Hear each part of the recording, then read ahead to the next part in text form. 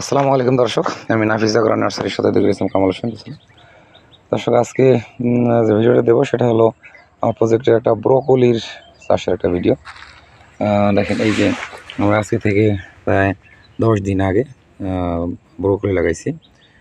সবুজ ফুলকপি, যেটা আপনারা ব্রোকলি বলেন, তো এটা আমরা এয়ার মালয়েশিয়া কোম্পানিটি লাগাইছি। প্রতি বছর এটি লাগাই, বেশ সুন্দর ফলন হয় আমাদের ফসল।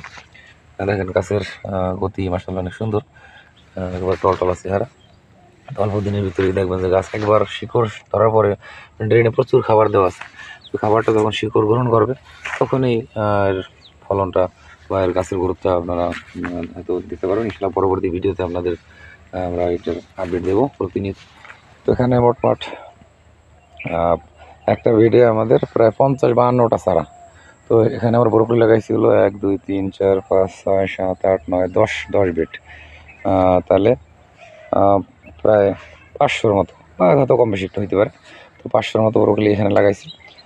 এরপরে পাশের বেডে আমরা লাগাইছি হলো ফুলকপি। এই যে এটা লাগাইছি 2-3 দিন হয়েছে। এটাও দেখেন আমরা ফুলকপির চারা লাগাইছি। একটা চারাও কিন্তু আমার একটা সমস্যা হয়নি, যে ছোটো চারা। এই যে স্যার দেখেন, সুন্দর তরতাজা চারা। তো এর পাশেই আমরা আবার প্রজেক্টে ওইদিকে মরিচ আছে। তো এই পাশে লাল শাক, আখ চাষ করেছিলাম কত জমিতে, 8 শতাংশ। আখের ভিতরে আবার আমরা লাল শাক দিয়ে দিচ্ছি। লাল শাকের মাঝে আবার দিচ্ছি হলো আপনার শালগম, যেটা।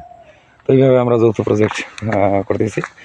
আর এইদিকে আপনার সেই টমেটো লাগাইছিলাম। তো এইদিকে বড় সাইজ, একটু বড় পাকা দিচ্ছি, আমরা হারভেস্ট করলাম। আর এইদিকে কেবল ছোটো গাছ, মানে কেবল ছোটো ছোটো টমেটো আসছে। তো এইভাবে আসলে যৌথ প্রজেক্ট করতে হয়, কারণ কোনটা লাভ হবে না কোনটা লস হবে এটা কিন্তু আসলে বলা যায় না। এক এক সময় এক এক রকম মানে বাজার থাকে একটা ইসের আপনার কাঁচা সবজির। তো সেই জন্য আমরা বিভিন্ন আইটেমের চাষ করি, যাতে করে একটা না একটা লাভবান হওয়া যাবে। এই দেখেন যে টমেটো পাকা শুরু হয়েছে অলরেডি, কিন্তু আমাদের অঞ্চলে যে পাখির যে যন্ত্রণা বলে, দেখেন এই দেখেন পাখিতে কিন্তু টমেটো খেয়ে ফেলছে। তো এইভাবেই প্রতিনিয়ত আসলে ডিস্টার্ব করে পাখির যন্ত্রণা, কি বলবো।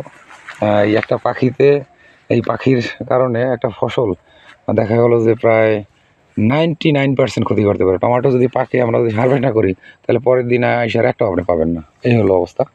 তো দর্শক, পাখি মারা যে জাল আছে এটা আমরা ব্যবহার করবো ইনশাল্লাহ।